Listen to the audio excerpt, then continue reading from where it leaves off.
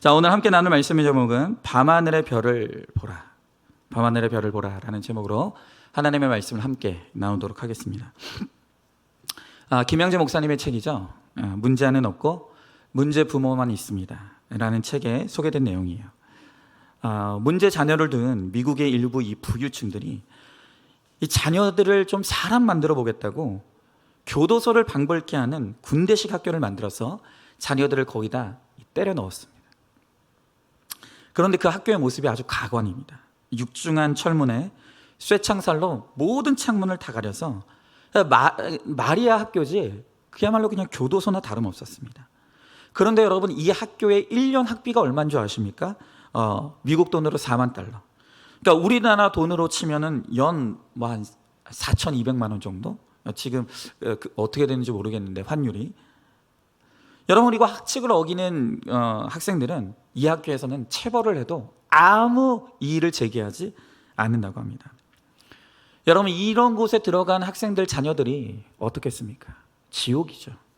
그런데 그곳에 자녀를 보낸 부모들의 만족도는 97%가 그곳의 환경, 만족한다고 대답했답니다.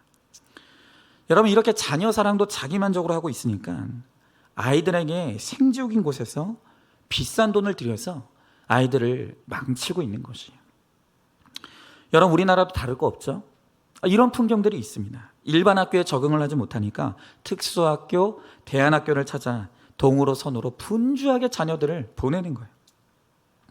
그것도 모자라서 기러기 가족을 자처하면서 미국으로, 호주로, 필리핀으로 유학을 보내는 것이죠. 여러분, 그런데 그렇게 말 안 듣고 속 썩이면서 공부 안 하는 아이들이 집을 떠나서 유학을 보내면 잘하겠습니까? 그게 상식적으로 말이 된다고 생각하십니까? 여러분, 10중 8구는 나아지는 게 없습니다. 더 나빠지지 않으면 그나마 다행인 것이죠. 여러분, 예전에 기억하시는지 모르겠는데 아주 인기 있던 드라마 스카이 캐슬이라는 아주 인기 드라마가 있었습니다. 그런데 거기에서 아주 명대사가 있었어요.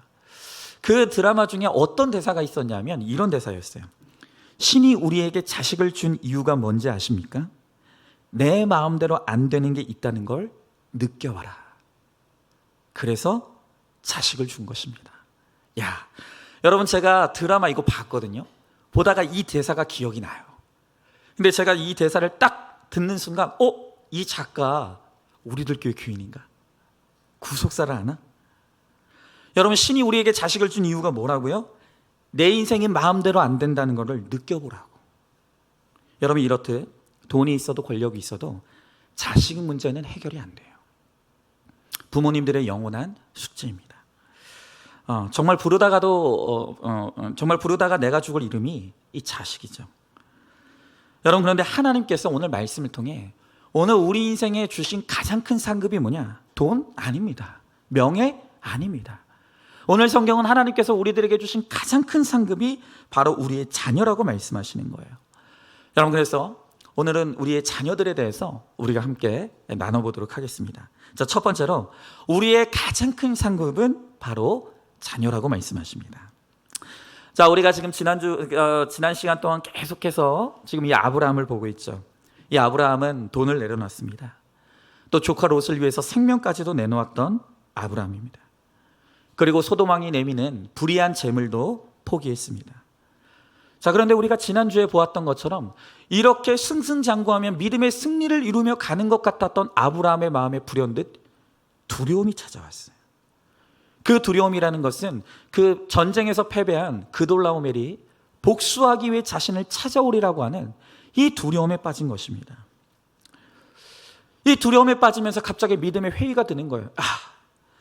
나는 진짜 내 본토 친척 아비집을 떠나서 믿음 하나 붙잡고 여기까지 왔는데 내가 믿음 따라 왔다가 내 삶이 쪽박나는 거 아닌가? 아브라함의 마음에도 불안한 마음이 찾아오는 거예요. 여러분, 이렇게 믿음대로 살다가 두려움에 빠진 아브라함에게 하나님이 나타나셨습니다. 그리고 환상 중에 말씀하시기를 두려워 말라, 내가 너의 방패요, 내가 너의 지극히 큰 상급이다. 자, 여러분, 그런데 오늘 이 하나님의 약속의 말씀을 들은 아브라함의 대답이 뭡니까? 자, 오늘 2절의 말씀에 보니까 이렇게 내가 너의 상급이며 내가 너의 지극히 너의 방패이고 지극히 큰 상급이라고 할 때 아브라함의 대답이 뭐냐면 2절에 보니까 아브라함이 이르되 주 여호와여 무엇을 내게 주시려 하나이까? 나는 자식이 없사오니 나의 상속자는 이 다메섹 사람 엘리에셀이니이다 그럽니다. 여러분, 지금 이 아브라함이요 동문서답을 합니다. 이 그돌라오멜 때문에 두려워하고 있어서 내가 너의 지극히 큰 상급이고 내가 너의 방패라고 하는데, 그런데 이 아브라함에게 돌아오는 대답이 뭐냐 하면 하나님, 그 상급이 뭔데요? 그럼 도대체 나한테 뭘 주실 겁니까? 그러면서 대뜸하는 말이 뭐냐면 난 자식이 없어요. 혹시 뭐 자식이라도 주시렵니까?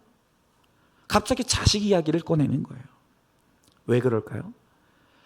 왜냐하면 이 아브라함에게 있어서는 이 자녀가 가장 큰 상급이고 가장 얻기를 원하는, 내려놓지 못하는 우상이었기 때문이에요. 여러분, 이 아브라함이 돈도 내려놨다고 했습니다. 목숨까지도 내려놨어요. 여러분, 그런데 목숨까지도 내려놓은 이 아브라함이 지금까지도 내려놓지 못하는 대상이 있었는데 그게 뭐냐? 자식이었다는 거예요. 여러분, 그런 것을 보면 이 자식이라는 우상이라는 것이 얼마나 질긴 우상인지. 여러분, 제가 우리 성도님들을 보니까 정말 우리들 안에는 강력한 두 가지 우상이 다 있어요. 가장 첫 번째 큰 우상이 바로 돈 우상이고, 가장 강력한 두 번째 우상이 바로 이 자녀 우상입니다. 여러분, 애굽으로 갈 때 자식이 없어서 조카 롯을 아들 삼아 데리고 갔던 아브라함이에요. 그런데 그 아들 될 줄 알았던 롯이 배반하고 떠났단 말이에요. 여러분, 당시에 이 자식이 없다는 것은요, 지금과는 비교가 될 수 없을 정도로 어마어마하게 큰 수치이고 걱정거리였습니다. 고대 근동에서는 어떤 믿음이 있었냐면 내가 설령 죽는다 할지라도 내 영혼이 자식들에게 간다고 믿었어요. 그렇기 때문에 내가 죽더라도 자식이 있는 사람, 특별히 아들이 있는 사람은 내 자식을 통해서 내 존재가 영원토록 이어진다고 믿었던 거예요. 여러분, 그런데 내 영혼을 받아줄 자식이 없다? 자식이 죽었다? 그 말은 무슨 말이냐? 내가 멸절되는 걸 의미하는 거예요. 내 존재의 멸망을 의미하는 거예요. 여러분, 그러니 자식이 없다는 것이 이들에게는 얼마나 무서운 일이고 얼마나 수치스러운 일이었겠습니까? 여러분, 더군다나 이 아브라함은 믿음 하나 붙잡고 가나안까지 왔어요. 근데 주변을 보니까 믿지 않는 사람들은 자식 쑥쑥 잘 낳고 잘만 사는 것 같은데, 그런데 정작 믿음 붙잡고 여기까지 온 아브라함에게는 자식이 없는 거예요. 여러분, 지금 이 말씀이 증거되고 있는 이때가 아브라함이 고향을 떠나 가나안 땅으로 온 지 10년 정도 되는 바로 그 해였습니다. 이 롯에게 배반까지 당하면서 내려놓을 것 다 내려놓았는데 정작 자신에게는 자식이 죽었을 때 장례를 치러줄 아들 하나 없는 것이에요. 여러분, 그래서 하나님, 난 하나님만 믿고 10년 동안 믿음 안에서 살았는데, 내가 하나님이 하라는 대로 살았는데 왜 나에게 자식 하나 주시지 않습니까? 이 아브라함의 마음 가운데 이 원망의 마음이 불릴 듯 일어나고 있었던 거예요. 여러분, 언젠가 불임의 고통은 암보다 더 심하다라고 하는 한 주간지에 기사를 본 적이 있어요. 여러분, 아이를 갖지 못하면 죄책감과 상실감은 넘어서 우울증에 시다가 심지어는 자살에 이르기도 한다고 합니다. 여러분, 자식을 가진 사람들은, 이미 자식을 낳고 길러본 사람들은 아이고 뭐 아이 없을 수도 있지, 그렇게 심각하게 생각할 수도 있지만 정작 이 아들을 한번 자식을 가져본 적이 없는 사람들에게는 이게 너무너무 극심한 고통이라는 거예요. 여러분, 현재 우리나라에만 불임 부부가 140만 쌍이고 기혼 여성 7쌍 중에 한 쌍이 불임의 고통을 겪고 있습니다. 그러니까 7가정 중에 한 가정은 불임의 고통을 겪고 있다는 거예요. 여러분, 이 불임의 고통, 자식이 없는 고통을 당하고 있는 사람들이 가장 듣기 힘들어하는 말이 뭔지 아십니까?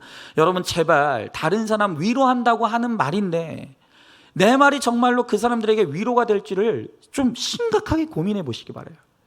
우리가 자식이 없는 불임의 고통을 겪는 사람들에게 위로한다고 하는 말인데 그들이 어떤 말에 상처를 받냐 하면, 아유, 무자식이 상팔자야.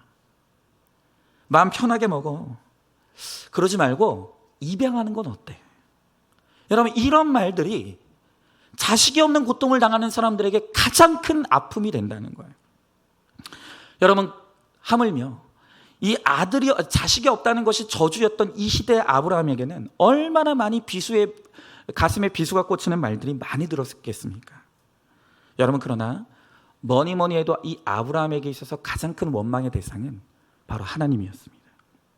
아니, 내 지극히 큰 상급이라면서, 내 방패라면서 왜 그런 하나님께서 이 아들 하나도 내게 주시지 않는가? 이해가 안 되는 거야. 원망이 되는 거야. 그래서 더 이상 하나님을 바라지 않고 내 멋대로 내 대를 이을 상속자를 이제 정하기로 하나님 앞에 소심한 반항을 하는 거예요. 그러면서 아브라함이 오늘 이렇게 이야기하죠. 하나님, 나는 하나님이 주신 게 없어서 상속자가 없습니다. 여러분, 그래서 하나님, 나는 내 멋대로 이 엘리에셀을 나의 상속자, 나의 자식으로 정했습니다. 그러니까 내 마음대로 할 테니까 내버려 두세요. 이 아브라함이 사춘기가 왔어요. 영적인 사춘기가 왔어요. 반항하는 거예요. 여러분, 이 엘리에셀이라는 이 말의 뜻은 하나님이 나의 도움이시다라는 뜻입니다. 여러분, 아마도 이 아브라함은요, 이 자식이 없을 때를 대비해서 롯을 데리고 왔는데 조카 롯이 배반하고 떠나니 또 다른 대용품으로 이 엘리에셀을 양자로 삼기로 작정하고 있었던 모양이에요. 그래서 드디어 이제 하나님 앞에 반항하면서 하나님이 안 주시니 그냥 내가 이 사람을 내 자식으로 삼겠습니다 라고 반항하는 거예요. 자, 그래서 오늘 3절의 말씀에 보니까 아브라함이 또 이르되 주께서 내게 씨를 주지 아니하셨으니 내 집에서 길린 자가 내 상속자가 될 것이니이다. 여러분, 아브라함이요 막 나갑니다. 지금 하나님 앞에 반항하면서 이 시험이 제대로 들었어요. 자, 그런데 여기서 하나님 내게 씨를 주시지 않았다라고 할 때 이 씨가 히브리어로 제라, 즉 후손이라는 말이에요. 근데 이 말은 창세기 3장 15절에서 너희가 원죄의 형벌을 잘 받고 있으면 여인의 후손이 올 것이다 라고 하나님께서 말씀하셨는데, 그때 이 후손이 오늘 여기 말하는 씨 제라예요.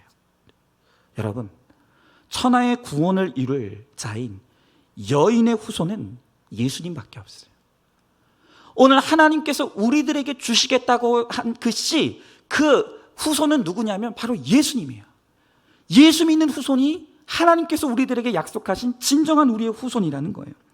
여러분, 그런데 아브라함은 그 씨를 하나님만이 주실 수 있는 믿음의 후손을 내가 정했다는 거예요. 하나님이 안 주시는데 어떡합니까? 나라도 정해야죠. 나라도 살아야 되지 않겠습니까? 그냥 내가 내 마음대로 정해서 내 대를 잇겠습니다 라고 말하는 거예요.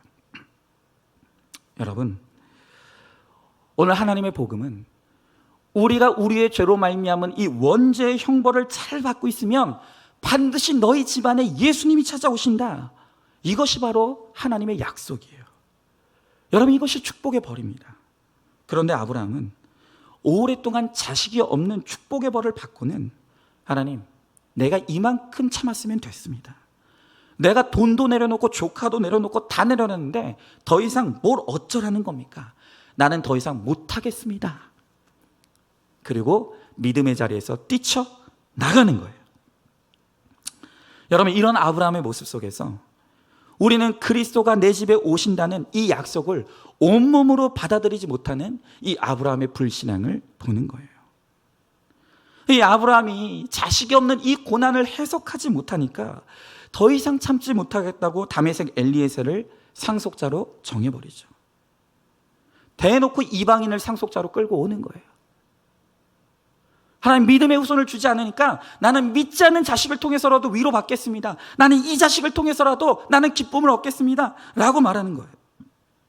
여러분, 우리도 말씀이 해석되지 않으니까 오늘도 징그럽게 속을 썩이는 그 자식이 영적인 이 상속자인 줄도 모르고 될 대로 되라, 징그럽다, 이런 자식 그냥 없어져 버렸으면 좋겠다, 원망하고 불평하는 거예요. 속상하다고 믿음의 자리를 떠나고 내 마음대로 살겠다고 그렇게 하나님 앞에 떼를 부리는 것입니다. 여러분, 이런 것만 봐도 우리는 내가 가지고 있는 이것이 믿음인지 성품인지, 내가 믿음으로 사는 자인지 성품으로 사는지가 분별하기가 참 어려워요. 끊임없이 내 노력으로 자식을 키웠다, 내가 참을 만큼 참고 가정을 지켰다고 생각하는데, 그런데 거기에 걸맞는 응답이 없는 것 같으면 믿음이고 나발이고 다 필요 없어. 다 필요 없더라.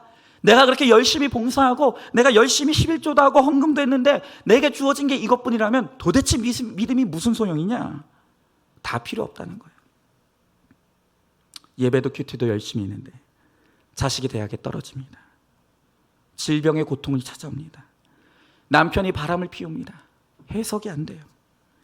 그래서 지금 내 신앙이 믿음인지 그리고 내 열심인지, 여러분, 사건이 오기 전에는 분별이 안 돼요.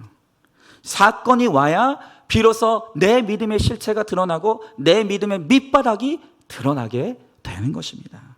여러분, 아브라함도 자식이 없는 고통이 10년이 계속되니까 그제서야 그 믿음이 바닥나 믿음의 끝자락에서 하나님을 원망하고 즉 마음대로 이방인을 상속자로 정해놓고 버리는 거예요. 여러분, 이런 사건은 그래서 우리의 믿음의 진실성이 드러나고 우리의 밑바닥이 드러나기 위해서 반드시 필요한 과정인 것입니다. 여러분, 왜 자식을 주시지 않습니까? 왜 내 자식이 끊임없이 내 속을 썩입니까? 왜 내 자식이 이렇게 나를 눈물을 흘리게 합니까? 여러분, 그 사건 속에서 하나님의 뜻을 알아야 돼요. 여기서 하나님께서 나에게 듣기 원하시는 그 회개의 고백이 무엇인지, 오늘 나에게 보기 원하시는 그 믿음이 무엇인지, 그리고 하나님께서 나에게 무엇을 요구하시는지를 우리가 깨달아야 되는 거예요. 자, 한번 질문해 봅니다. 지금 내가 원하는 하나님의 가장 큰 상급이 무엇입니까? 자녀 문제로 하나님을 원망한 적이 있습니까? 내게 문제 자녀를 주신 하나님의 뜻이 해석이 되십니까? 사건을 통해 내 믿음의 현주소가 드러난 적이 있습니까? 아니, 지금 드러나고 있습니까? 자, 두 번째로, 내 자녀가 영적 자녀가 되는 것이 가장 큰 상급입니다. 자, 오늘 4절의 말씀에 보니까 여호와의 말씀이 그에게 임하여 이르시되 그 사람이 내 상속자가 아니라 네 몸에서 날 자가 너의 상속자가 되리라 하시고. 여러분, 아브라함이 아니 하나님이 나에게 큰 상급이 되시겠다고 하셨는데 왜 자식을 안 줍니까? 하나님이 안 주시니 그냥 내가 알아서 하겠습니다, 당당히 말하니 그때 하나님께서 오늘 이 4절을 통해서 뭐라고 대답하십니까? 그 사람은 네 상속자가 아니야. 분명히 말하지만 네 멋대로 정한 그 이방인은 너의 상속자가 될 수 없어 라고 하나님께서 말씀하시는 거예요. 그리고 뭐라고 말씀하십니까? 너의 몸에서 날 자, 나는 반드시 너의 몸을 통해서 너에게 자식을 줄 것이고 그가 너의 상속자가 될 것이다. 자, 여러분, 그런데 오늘 성경에서 내 몸에서 날 자라는 것은 너의 몫에 십자가가 있다는 뜻이에요. 네가 수고하고 너의 손과 발이 가고 네가 짊어져야 될 그 십자가를 통해서 너의 영적인 상속자가 길러지고 태어나게 된다는 거예요. 여러분, 믿음이 있다고 하면서도 우리는 착하고 잘난 내 자식이 믿음이 없는 것을 애통해하지 않아요. 여러분, 여전히 저한테 와서 감사하다고 고백하는 이 고백들을 들어보면, 아, 목사님, 우리 자녀가 이번에 장학금 받았어요. 하나님, 우리 자식이요 이번에 승진했어요. 하나님, 우리 자녀가요 이렇게 공부를 잘해요. 온통 이런 거예요. 그렇게 공부 잘하고 돈 잘 벌고 학벌이 좋은 그 자녀가 그것 때문에 예수 안 믿는 거에 대한 애통함은 없고 그저 내 자식이 이 땅에서 잘 되고 형통하는 것만 너무 뿌듯하고 감사한 거예요. 그냥 쳐다보고만 있어도 너무 뿌듯해서, 그렇지, 제가 내 상속자지. 비록 예수는 안 믿지만 그래도 모든 것이 완벽한 제가 내 상속자야 착각을 하는 거예요. 여러분, 그 아들이 상속자가 아니에요. 하나님은 오늘 뭐라고 말씀하십니까? 우리가 고통과 고난 중에 내 십자가로 여기며 나온 그 영적인 상속자, 학벌이 없고 가진 것이 없다 할지라도 믿음 하나 붙잡고 살아가는 그 믿음의 자손이 바로 나의 상속자라고 말씀하시는데도 여러분, 우리는 진정한 상속자가 뭔지를 모르는 거예요. 이 땅에서 정말 잘났어도, 심지어 내 자식이 대통령이 됐어도 예수를 안 믿으면 그 자녀는 나의 상속자가 아닙니다. 하나님이 주신 지극히 큰 상급이 아닙니다. 여러분, 오늘 이 엘리에셀을 아브라함이 괜히 주목했겠습니까? 여러분, 이 엘리에셀은 분명히 성품이 좋았을 거예요. 인물도 좋았을 것입니다. 능력도 있었을 것입니다. 여러분, 아무리 그렇다 하더라도 이 엘리에셀이 나의 십자가를 져줄 수 없는 거예요. 그는 이방인이에요. 믿음이 없어요. 여러분, 이것을 잘 아셔야 합니다. 여러분, 그렇기 때문에 불신 결혼도 안 되고 이혼도 절대로 안 된다고 말씀드리는 거예요. 나는 말 잘 듣고 편안한 이 다메섹의 엘리에셀을 나의 상속자로 삼고 싶어도 그에게는 예수의 씨가 없기 때문에 그는 영적인 상속자가 아니라고 오늘 하나님은 분명하게 말씀해 주시는 것입니다. 여러분, 다시 말씀드립니다. 공부 잘하고 똑똑하고 건강한 자식이 영적인 상속자가 아니에요. 오직 예수를 믿어야 합니다. 여러분, 그러니까 내가 고통 중에 그 영적인 상속자를 낳아야 되니 그때까지 얼마나 많은 시간이 필요하겠습니까? 여러분, 어쩌면 그 영적인 자손 하나 낳기까지 내가 죽을 때까지 그 십자가를 짊어지고 가야 할 수도 있어요. 여러분, 또한 내가 짊어지고 가야 될 십자가는 이런 엘리에셀처럼 결코 편안하게 짊어질 수 있는 십자가가 아니에요. 끊임없이 손과 발이 가요. 피눈물이 나요. 나의 수고가 뒤따르는 거예요. 이 자녀를 영적 상속자로 만들기까지 끊임없이 고민해야 되는 순간들이 있는 거예요. 이 자녀의 구원을 위해서 내가 지금 무엇을 해야 되는가? 무엇을 하지 말고 무엇을 해야 하며 무엇을 입담으로 해야 되고 무엇을 외쳐야 되는가? 여러분, 고난이 없으면 십자가를 줄 수 없고 십자가 없이는 결코 영적인 상속자를 낳을 수가 없는 거예요. 여러분, 십자가는 고난이에요. 그러나 십자가는 고난으로 변장된 축복입니다. 이걸 알아야 되는 거예요. 우리가 그 십자가를 잘 지고 내 자녀들의 구원을 위해 손과 발이 가는 수고를 하며 눈물을 흘리며 주님 앞에 나아가면 반드시 하나님께서 그 자녀를 영적 상속자로 세워주신다는 거예요. 여러분, 그러나 우리는 아무리 기다려도 응답이 없다고 아브라함처럼 다른 후사를 찾아요. 다른 데서 기쁨을 찾는 거예요. 하나님, 내가 그렇게 기도하고 열심히 봉사하고 기다렸는데도 하나님께서 이 자식을 변화시켜 주시지 않으니까 나는 이제 믿음대로 살지 않을래요. 하나님, 나도 지금 세상에서 누릴 것 누리고 즐길 것 즐기면서 하나님, 나는 거기서 내 상속자를 찾겠습니다. 세상을 쫓아가는 거예요. 여러분, 그러나 자식이 없든지 자녀가 있어도 게임 중독에 빠졌든지 불치병에 빠졌든지 어떤 자녀를 주셨든지 여러분, 외면하면 안 돼요. 여러분, 그 자식은 내가 짊어지고 가야 될 바로 나의 십자가인 것입니다. 여러분, 지금 내게 고난과 고통을 주는 자식이라도 그가 바로 나의 지극히 큰 상급이에요. 여러분, 이 축복의 비밀을 여러분들이 반드시 깨달아야 되는 것이에요. 여러분, 그래서 문제 자녀를 몰아서 주는 것이야말로 영적 자녀를 주시는 축복의 비밀이에요. 여러분, 우리가 잘난 자식들만 있으면 결코 영적인 상속자에 대한 관심을 가질 수가 없는 거예요. 여러분, 생각해 보십시오. 그저 그냥 돈 잘 벌고 일 잘하고 나한테 용돈 따박따박 갖다 주는 그런 자식들이 있으면 뭐가 그렇게 간절하겠습니까? 그냥 이대로만 살아다. 예수 안 믿는 거? 아이고, 네가 얼마나 바쁘면 그러겠냐? 네가 얼마나 정신없으면 그러겠냐? 어쩔 수 없지 뭐. 그냥 이대로만 살아다오. 영적인 관심이 없는 거예요. 여러분, 그러나 소망할 것이 없어요. 되는 것이 없어요. 그러다 보니까 이 자녀를 눈물로 하나님께 바칠 수밖에 없는 거예요. 하나님, 내 힘으로는 도저히 이 자녀를 감당할 수 없습니다. 내 힘으로는 도저히 이 자녀를 어찌할 수 없습니다. 하나님, 이 자녀 맡아주시고 이 자녀 길러주시고 하나님, 이 자녀 책임져 달라고. 여러분, 이렇게 하나님은 오늘 우리를 힘든 자녀를 통해 우리 믿음을 훈련시키시는 거예요.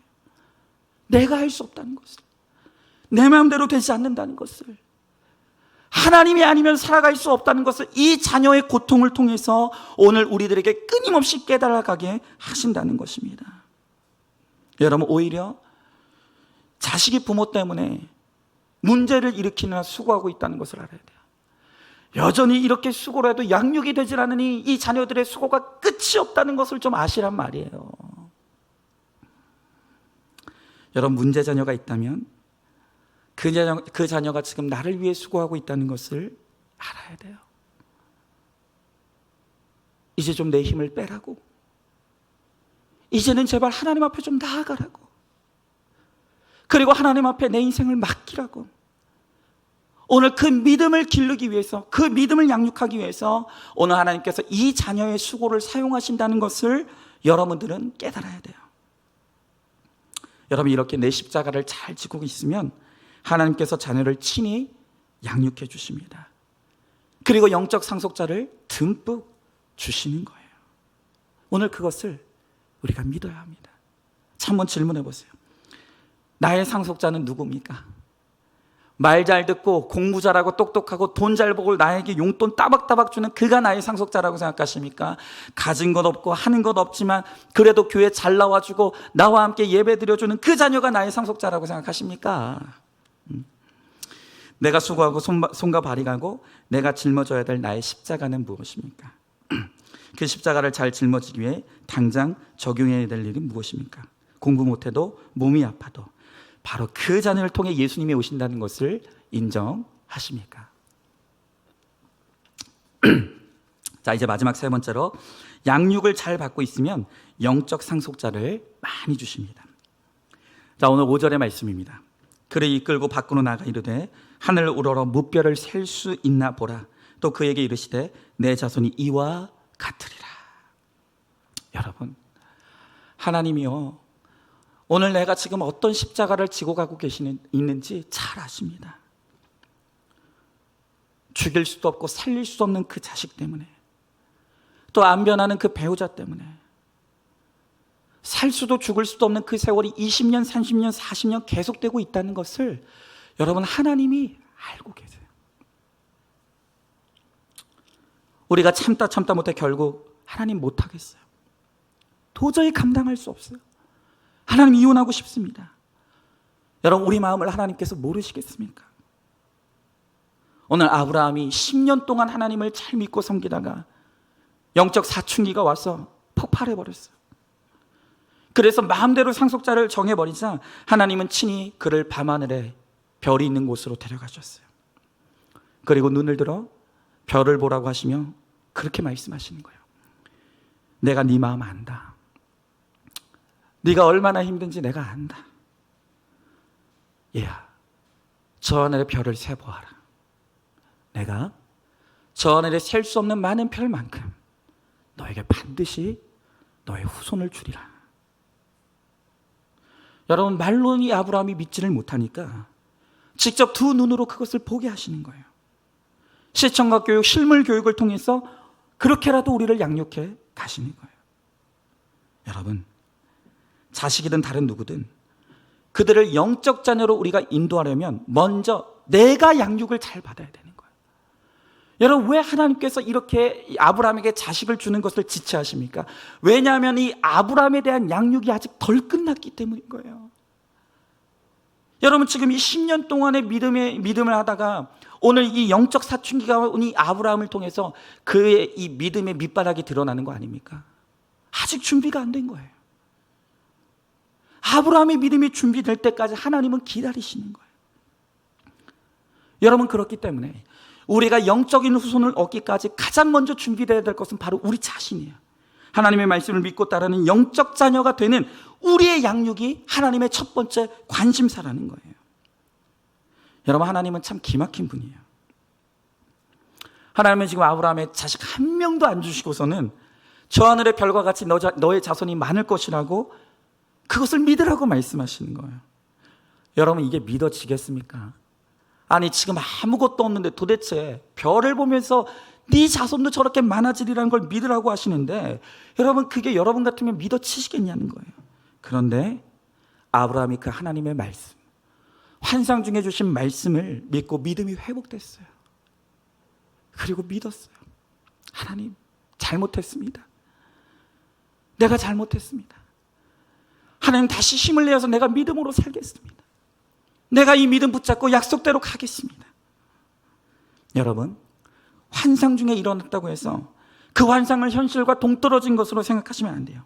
여러분, 하나님께서 우리들에게 환상을 주셨다는 것은 하나님이 앞으로 반드시 일어날 일을 미리 잠시 보여줬다는 걸 의미하는 거예요. 여러분, 그러므로 환상 중에 우리가 본 것은 미래에 있을 일이지만 또한 현실과 똑같은 거예요. 왜요? 반드시 있을 일이기 때문에. 여러분, 마찬가지예요. 오늘 하나님께서 이 말씀을 우리들에게 환상 중에 우리들에게 주시는 거예요. 오늘 우리의 비전으로 주시는 거예요. 여러분, 오늘 이 말씀, 이 주일 강단을 통해서 선포되는 이 말씀을 나에게 주시는 하나님의 말씀으로 붙잡고 믿음으로 잘 수납하면 오늘 이것이 반드시 내 앞에 현실로 반드시 일어나게 될 줄로 믿습니다. 여러분, 오늘 말씀의 주인공이 여러분들이 되셔야 되는 거예요. 웃기고 있네. 아니, 내 자식이 저러고 있는데 내 자식의 꼴을 보면 어떻게 이 말씀을 믿을 수 있어? 그런 일은 일어나지 않아. 여러분, 그러면 절대로 믿음이 실상이 되지 않아요. 하나님은 자신의 모습을 직접 나타내 보이시진 않지만 여러 가지 방법으로 오늘도 하나님은 자신을 계시하십니다. 아브라함처럼 밤하늘의 빽빽한 별을 통해서, 그리고 지금 자녀의 고난의 한복판에 있는 오늘 우리들에게 이 말씀을 통해서 하나님은 오늘 우리들에게 그분의 비전을 우리들에게 보여주시는 거예요. 여러분, 하나님께서 오늘 밤하늘의 별을 보라고 말씀하시면 그걸 오늘 우리는 어떻게 적용해야 될까요? 하나님께서 밤하늘의 별을 보라고 하시니까 오늘 밤에 강원도 가가지고 한번 별 좀 봐야겠다. 그게 우리의 적용입니까? 아니죠. 여러분, 오늘 우리가 아브라함이 보았다는 그 밤하늘의 별을 본다는 걸 우리가 적용한다는 것은 오늘 우리의 고난과 상처가 말씀으로 해석받아 별이 되어 그 별이 된 나의 고난과 상처를 간증으로 전하고 목장에서 나누면서 서로를 비춰주는 거예요. 내 고난과 상처가 말씀으로 해석받고 별이 된 것을 끊임없이 흘려보내며 사람들에게 보여줄 때 바로 내가 별이 되어 다른 사람을 비추고 다른 사람의 별을 내가 보는 거예요. 여러분, 우리 역시 주일마다 말씀을 통해서 또 간증을 통해서 실물 교육을 받고 있어요. 성경을 읽고 간증을 들으면서 눈으로 보고 귀로 들으며 양육되고 있는 거예요. 그리고 말씀으로 들려지는 그 말씀을 붙잡고 간증으로 들려지는 그 간증을 붙잡고 하나님, 나도 믿음으로 살면 저렇게 될 것을 믿습니다. 하나님께서 장차 나에게도 저런 아름다운 간증을 주실 줄로 믿습니다. 오늘 그것을 믿고 가는 것이에요. 여러분, 이렇게 우리가 양육되어 나도 또 다른 사람을 비추며 누군가를 하나님께 돌아오는 것을 체험하게 되면 비로소 내 영적 자손이 저 하늘의 별과 같이 많아지게 되리라는 것을 믿게 되는 거예요. 여러분, 그렇기 때문에 제발 안 되는 내 자식 붙잡고 밤낮 울지 말고 그 자식은 하나님께 붙잡고 이 자녀를 나의 간증 삼아, 나의 약재로 삼아 다른 사람을 비추는 별이 되시란 말이에요. 그렇게 내 사명을 잘 감당하고 있으면 하나님께서 내 자녀만 책임져 주실 뿐만이 아니라 나를 통해서 수많은 영적 자손을 별과 같이 많게 해주시겠다고 하시는 것이 바로 그것이 오늘 하나님의 약속의 말씀이라는 거예요.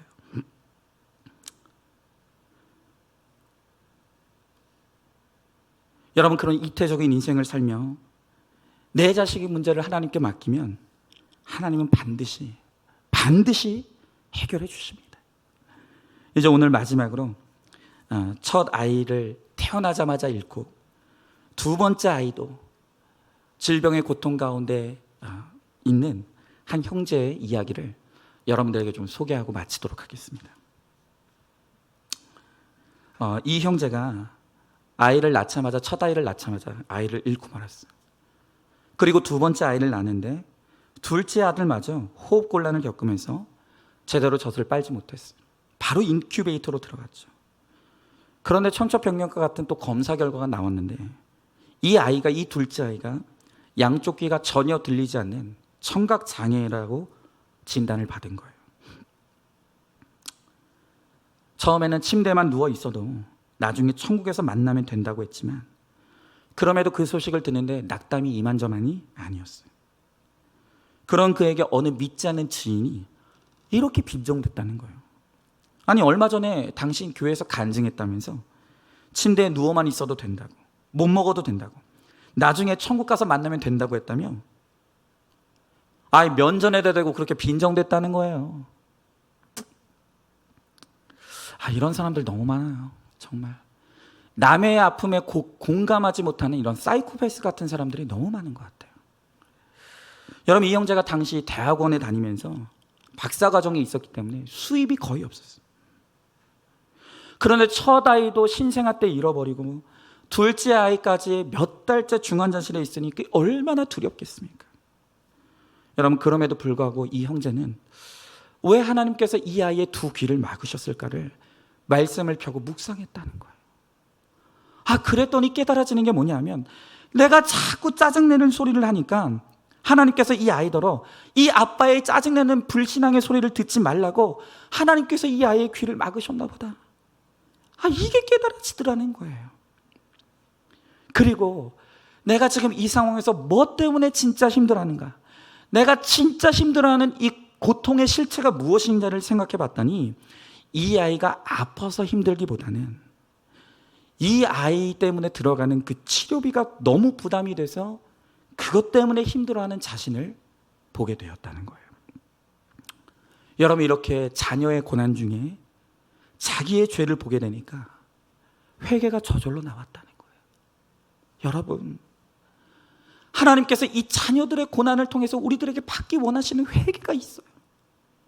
좀 이 회개가 터져야 되는 거예요. 이 회개가 터지지 않으니까 우리 자녀들이 너무 수고하는 거잖아요. 그런데 이 부모는, 오늘 이 형제는 첫 아이를 잃고 둘째 아이도 너무너무 아픈 이 환경 가운데서 자신의 죄를 보고 회개가 터졌어요.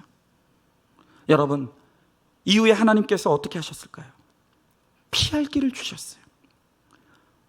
정말 소망이 없다고 느꼈는데 세상에 인공와우 수술로 이 아이의 귀가 열릴 방법이 있다는 것을 알게 해주셨어요. 더군다나 이 병원에는, 아이가 입원해 있는 병원에는 아이를 무료로 수술해 줄 수 있는 기금이 있다는 것도 알게 되었어요. 그리고 일사천리로 이 모든 것들이 이루어지고 아이의 두 귀가 청력이 회복이 됐어요. 여러분, 이 과정을 지켜본 가족들의 믿음이 확 달라졌다고 합니다. 특히 장인의 기도가 달라졌어요. 외손자로 인한 고난 때문에 외할아버지의 믿음까지 변화가 되었다는 거예요. 여러분, 이것이야말로 하나님의 지극히 큰 상급이 아니면 무엇이겠습니까? 그래서 우리에게 주신 자녀는 다 하나님의 선물인 거예요. 누구라 할 것 없이 다 하나님의 선물인 거예요. 여러분, 어떤 형편으로 주셨던, 어떤 모양으로 주셨던 자녀는 우리의 상급이에요. 그 자녀를 통해서 하나님은 우리를 끊임없이 양육해 가시고 우리를 거룩하게 하셔서 우리를 통하여 많은 사람들을 비추는 별과 같은 인생이 되게 하시려고 하나님께서 이 자녀들의 수고를 사용하고 계신다는 거예요. 여러분, 그러므로 우리는 어떤 모양으로 살아가는 자녀이든 그 자녀를 내게 주신 지극히 큰 상급으로 받고 그 자녀들을 내 십자가로 오늘도 잘 지고 가는 거예요. 여러분, 좋은 자녀, 나쁜 자녀 따로 없어요. 왜 그렇습니까? 그 자녀의 가치 여부와 상관없이 그 자녀는 하나님이 주셨기 때문에. 하나님이 주신 거예요. 여러분, 지금 자식이 없습니까? 자녀를 주셨지만 그 자녀가 너무너무 힘이 드십니까? 그 자녀가 중독에 빠져 있습니까? 그 자녀가 질병에 빠져 있습니까? 그 자녀가 방황하고 있습니까? 여러분, 그렇다면 그것 때문에 나에게 영적인 축복이 임하기를, 내게도 영적 상속자가 주렁주렁 열리기를, 그 자녀를 통해 내가 양육되어 내가 별과 같은 인생이 되고 그것으로 또 다른 힘든 사람들을 비추어서 나를 통해 많은 영적 상속자가 맺어주는 열매가 임하게 되기를 여러분 기도해야 됩니다. 여러분, 그렇게 이 아브라함이 하나님의 약속의 말씀을 붙들고 믿음으로 인내하며 별과 같은 인생을 살아갈 때 25년 후에 아브라함에게 육적 후사를 주셨듯이 그렇게 기도할 때 우리에게도 육적으로 필요한 것을 하나님께서 반드시 영육간에 채워주실 줄로 믿습니다. 말씀을 마칩니다. 오늘 하나님께서 저 하늘의 별을 보라고 말씀하십니다. 우리가 이 세상에서 아무것도 보이는 것이 없으니, 우리가 믿음으로 볼 수 없으니 하나님께서 보여주시는 것을 통해서라도 보라고 말씀하십니다. 하나님, 오늘 이 말씀을 우리들에게 약속으로 주십니다. 또한 지체들의 간증을 우리들에게 약속으로 주시는 거예요. 이것을 나의 비전으로 받고 오늘 이것을 나를 향한 하나님의 음성으로 받을 때 바로 여러분이 이 말씀의 주인공이 되고 이 말씀이 나의 삶의 실상으로 이루어지는 귀한 역사를 체험하게 될 줄로 믿습니다. 여러분, 오늘 힘든 자녀일수록 나를 위해 수고하는 보석 같은 자녀인 거예요. 이 자녀의 수고가 있기 때문에 나는 겸손할 수밖에 없어요. 하나님을 부를 수밖에 없는 거예요. 하나님의 은혜가 아니면 그 하루를 버틸 수가 없는 거예요. 여러분, 그렇게 하나님은 우리의 시선을 오직 하나님께만 고정되게 하시고 우리를 거룩한 사람으로 양육하셔서 우리를 다른 사람을 비추는 별이 되는 인생이 되게 하시고 많은 후손을 낳으라고, 많은 영적인 후손을 낳는 축복의 인생이 되라고 오늘 우리의 자녀들을 수고하게 하십니다. 여러분, 이 시간 우리 힘든 자녀 내 힘으로 할 수 없음을 믿고 하나님께 맡기십시다. 그리고 이 자녀를 통해 나는 더 양육되어서 하나님, 내게 주신 이 고난의 간증을 더 힘든 사람에게 잘 비추어서 하나님, 많은 사람들을 돌아올 수 있는 축복의 통로가 되게 하시고 내 자녀는 하나님이 책임져 주시는 그 은혜를 누릴 수 있도록 하나님, 우리 가운데 함께 해달라고 오늘 이 시간 이 찬양 우리 같이 찬양하면서 오늘 이 말씀이 우리의 실상이 되어 축복이 되기를 오늘 간절히 소망하며 함께 찬양하겠습니다.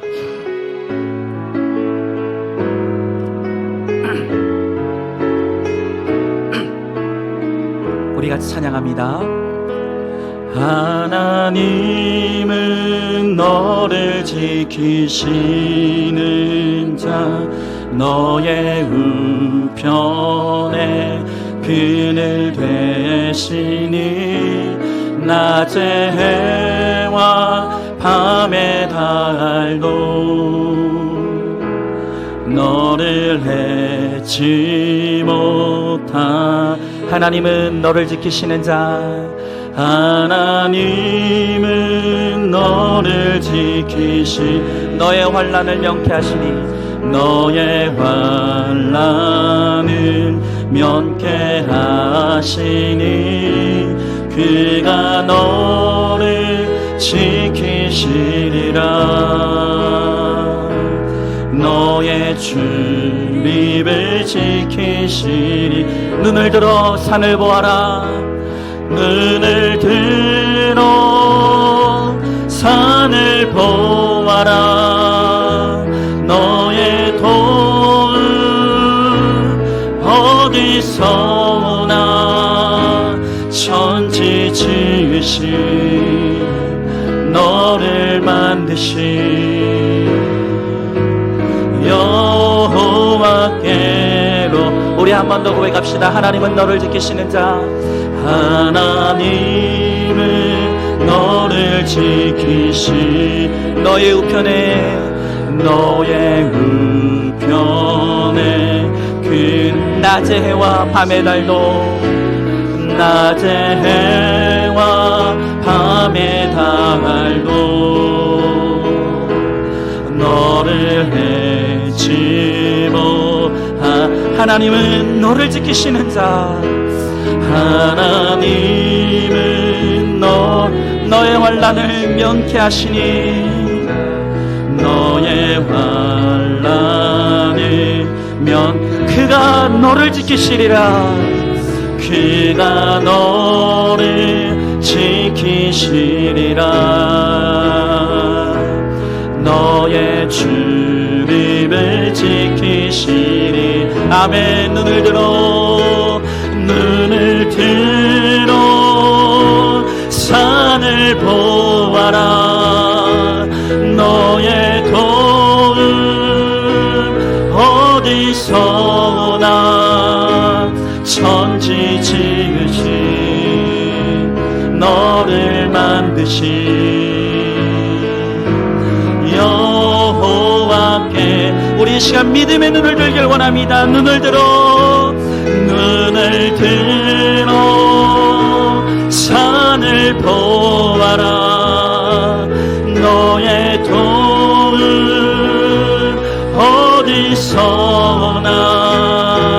천지 지으신 너를 만드신 여호와. 우리 마지막으로 믿음으로 한 번 더 고백하길 원합니다. 눈을 들어 산을 보아라. 너의 도움 어디서나 천지 지으신 너를 만드신 여호와께 보라. 여러분, 정말 지난 한 주간 우리 아프고 힘든 자녀들로 인해서 절규하고 고통하고 눈물을 흘리는 우리 성도님들의 많은 이야기를 들으며 왔습니다. 여러분, 힘든 자녀를 바라보는 부모의 심 얼마나 아프겠습니까? 내가 대신 아팠으면 좋겠고,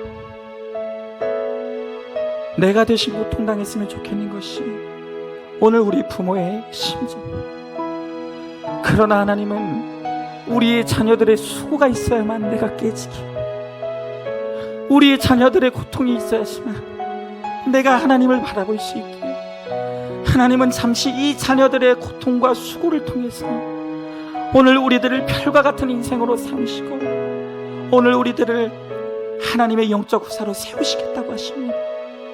내가 그렇게 하나님의 거룩한 별과 같은 인생이 되어 많은 사람들을 비추며 나아가는 인생이 될 때, 하나님께서 내 자녀의 문제도, 내 자녀의 고통도 하나님이 반드시 책임져 주시고 하나님 그들의 눈물을 닦아주시겠다고 오늘 우리들에게 그렇게 말씀하십니다. 여러분, 오늘 이 시간, 오늘 정말로 내 힘든 자녀, 내 힘으로 어찌할 수 없는 그 자녀를 하나님께 맡기십시다. 하나님, 나는 할 수 없습니다. 하나님, 이 자녀의 고통을 보는 것이 내게 너무 큰 고통입니다. 하나님, 나는 할 수 없으니 하나님 이 자녀를 맡아주시고, 하나님 이제는 내가 하나님 앞에 온전히 양육되고 온전히 깨어지고 온전히 회개함으로 거룩하여지 하나님 이 세상을 비추는 별이 될 수 있게 하시고, 그래서 나의 고난이 다른 사람의 약주라가 되어 많은 사람들을 주님께로 인도하는 하나님 그러한 인생이 되게 하시며, 하나님 나를 통하여 하나님이 영광 받으시고 하나님 내 자녀를 책임져 주시는 하나님 그런 놀라고 복되는 인생이 오늘 우리의 인생이 될 수 있도록 하나님 은혜를 달라고 오늘 이 시간 우리의 자녀의 이름을 불러가며, 오늘 우리의 자녀의 하나님 아버지 정말 우리 자녀를 놓고 오늘 이 시간 우리 다 같이 한번 기도하며 나가도록 하겠습니다. 기도하겠습니다. 사랑과 은혜가 충만하신 하나님 아버지, 주님의 귀한 사랑과 은혜를 감사드립니다. 주여 하나님 아버지, 오늘도 주님 앞에 나아갑니다. 내 힘으로 어찌할 수 없는 인생의 절벽 앞에서 아버지 하나님, 나는 도저히 어찌할 수 없는 내 인생의 유라굴 노광통 앞에서 아버지 하나님 아버지 우리가 고통하며 신음하며 주님 앞에 나아갑니다. 특별히 하나님 아버지 힘든 내 자녀들 바라보며 오늘도 하나님 아버지 주의 이름을 부르며 나아갑니다. 주여 하나님 아버지 함께하여 주시옵시고, 아버지 하나님 나로 인해 수고하는 내 자녀를 불쌍히 여겨 주시옵시고, 이제는 말씀 앞에 철저히 깨어지며 하나님 믿음으로 주님 앞에 나와 하나님 아버지 정말로 주님께서 나를 통해 이루시는 하나님 그 아름답고 놀라운 일들을 이루며 하나님께 쓰임받는 인생이 될 수 있도록 주여 하나님 아버지 함께하여 주시옵소서. 내 자녀의 고난이 나의 약조로가 되게 하여 주시옵시고, 아버지 하나님 나의 상처가 하나님 나의 별이 되게 하여 주셔서 아버지 나의 약조로를 다른 사람을 살릴 수 있는 하나님 도구로 사용하게 하시고, 아버지 그로 인하여서 아버지 하나님 많은 영적인 후사를 낳는 하나님 아버지 별과 같은 인생이 될 수 있도록 주님 인도하여 주시옵소서. 주님 함께하여 주시옵소서. 주님 도와주시옵소서. 우리들에게 버틸 수 있는 힘과 용기를 더하여 주셔서 마침내 승리할 수 있도록 주님 함께하여 주시옵소서. 하나님, 이번 한 주 동안도 힘든 내 자녀 때문에 고통하고 신음하고 눈물을 흘리고 하나님을 향해 절규하는 수많은 성도들의 그 울음소리를 들으며 오늘 이 자리에 섰습니다. 하나님, 이 자녀가 아니라 내가 아프길 원하고 이 자녀가 아니라 내가 고통당하길 원하지만 하나님이 이 자녀의 수고가 반드시 있어야 하기에, 이 자녀의 수고가 아니면 내가 깨어지지 않고 이 자녀의 수고가 아니면 내가 하나님 앞에 무릎 꿇지 않기에 하나님은 오늘도 이 자녀의 수고를 통해서 나를 양육해 가시고 하나님을 바라보라 말씀하시며 하나님 앞으로 더 가까이 나오라고 주님 말씀하십니다. 하나님, 여전히 우리의 자녀들의 고통과 수고를 통해 주님 나에게 말씀하시고 나에게 외치시지만 여전히 우리는 강박하여 깨어질 줄 모르고 여전히 분수령적인 회개가 되어지지 않고 여전히 내 힘과 방법으로 내 자녀를 어찌해 보려는 여전한 교만과 여전한 강박함이 우리에게 있습니다. 하나님, 오늘 이 말씀으로 우리의 심령을 깨트려 주시옵소서. 하나님, 우리가 하나님 앞에 철저히 엎드릴 수 있게 하여 주시옵소서. 그러므로 말미암아 이제는 힘든 내 자녀를 주님께 온전히 맡길 수 있게 하시고 이 자녀의 고난이 나의 회개가 되어지고 이 자녀의 고난이 나의 약재료가 되며 나의 별이 되어서 또 다른 힘든 사람을 비추고 또 다른 사람 힘든 사람을 살려내는 거룩한 사명의 인생이 되므로 하나님, 내가 거룩을 위하여 내가 구원을 위하여 살아갈 때 내 자녀를 책임져 주시고 살려주시는 하나님의 은혜를 누리는 우리 모두가 될 수 있도록 주님께서 함께하여 주시옵소서. 하나님, 오늘 이 말씀이 나를 향한 하나님의 말씀인 것을 깨닫고 이 말씀을 나의 믿음으로 잘 수납함으로 오늘 이 말씀을 듣는 우리 성도들 모두가 이 말씀의 주인공이 되게 하여 주시옵소서. 반드시 그렇게 하여 주실 줄 믿사오며 사랑이 많으신 우리 예수님 이름 받들어 기도 드리옵나이다. 아멘.